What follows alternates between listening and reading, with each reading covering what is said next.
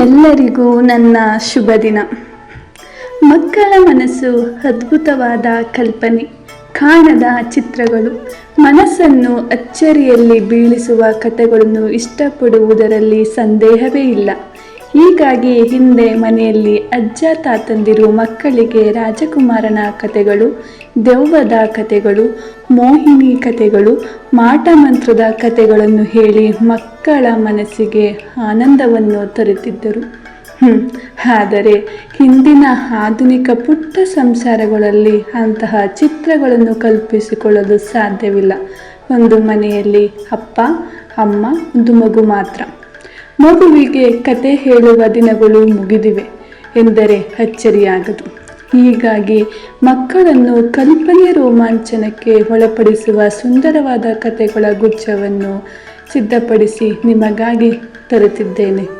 ಒಂದೊಂದು ಕಥೆಯು ಒಂದೊಂದು ಮುತ್ತು. ನಾನು ಹೇಳೋದಕ್ಕೆ ರೆಡಿ ಇದ್ದೀನಿ, ನೀವು ಕೇಳೋದಕ್ಕೆ ರೆಡಿ ಅಲ್ವಾ? ಇವತ್ತಿನ ಕತೆ ರೈತ ಮತ್ತು ಅವನ 4 ಮಕ್ಕಳು. ಒಮ್ಮೆ ಒಬ್ಬ ರೈತ ಇದ್ದ. ಅವನು ಹಳ್ಳಿಯಲ್ಲಿ ವಾಸಿಸುತ್ತಿದ್ದನು.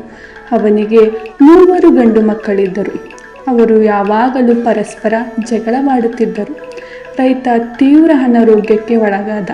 ತನ್ನ ಮಕ್ಕಳ ವರ್ತನೆಯಿಂದ ರೈತ ತುಂಬ ನೊಂದಿದ್ದ. ಒಂದು ದಿನ ರೈತನು ಮಕ್ಕಳ ಬಳಿ ಬಂದು ಕಟ್ಟುಕಡ್ಡಿಗಳನ್ನು ತರಲು ಹೇಳಿದನು.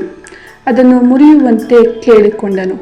ಅವರು ತಮ್ಮ ಕೈಲಾದಷ್ಟು ಪ್ರಯತ್ನಿಸಿದರು, ಆದರೆ ಅವರಿಂದ ಮುರಿಯಲು ಸಾಧ್ಯವಾಗಲಿಲ್ಲ. ನಂತರ ರೈತನು ಕಡ್ಡಿಗಳ ಕಟ್ಟನ್ನು ಬಿಚ್ಚಲು ಹೇಳಿದನು. ಕಡ್ಡಿಗಳನ್ನು ಮತ್ತೊಮ್ಮೆ ಮುರಿಯಲು ಹೇಳಿದನು. ಮಕ್ಕಳು ಅವುಗಳನ್ನು ಸುಲಭವಾಗಿ ಮುರಿದರು. ಆಗ ರೈತನು ಹೇಳಿದನು, ನಾವು ಒಗ್ಗೂಡಿ ಇದ್ದರೆ ನಮ್ಮನ್ನು ಮುರಿಯಲು ಯಾರಿಗೂ ಆಗುವುದಿಲ್ಲ, ಮತ್ತು ನಾವು ಒಗ್ಗೂಡಿ ಇರದಿದ್ದರೆ ನಮ್ಮ ಏಕತೆಯನ್ನು ಯಾರಾದರೂ ಕೂಡ ಮುರಿಯಬಹುದು ಎಂದು ಹೇಳಿದನು. ಅವರ ಮಕ್ಕಳು ತಮ್ಮ ಪಾಠವನ್ನು ಕಲಿತರು ಮತ್ತು ಶಾಂತಿಯಿಂದ ಬದುಕಲು ಪ್ರಾರಂಭಿಸಿದರು. ಈ ಕಥೆಯ ನೀತಿ ಏನೆಂದರೆ, ಏಕತೆಯಲ್ಲಿ ಇದೆ ದೊಡ್ಡ ಶಕ್ತಿ. ಅಂದರೆ ಒಗ್ಗಟ್ಟಿನಲ್ಲಿ ಬಲವಿದೆ. ನಾವು ಒಗ್ಗಟ್ಟಿನಲ್ಲಿದ್ದರೆ ನಮ್ಮ ಏಕತೆಯನ್ನು ಯಾರೂ ಮುರಿಯಲು ಸಾಧ್ಯವಿಲ್ಲ. ಹೀಗಾಗಿ ಎಲ್ಲರೂ ಅನ್ಯೋನ್ಯವಾಗಿರಿ, ಆರೋಗ್ಯವಾಗಿರಿ, ಚೆನ್ನಾಗಿರಿ.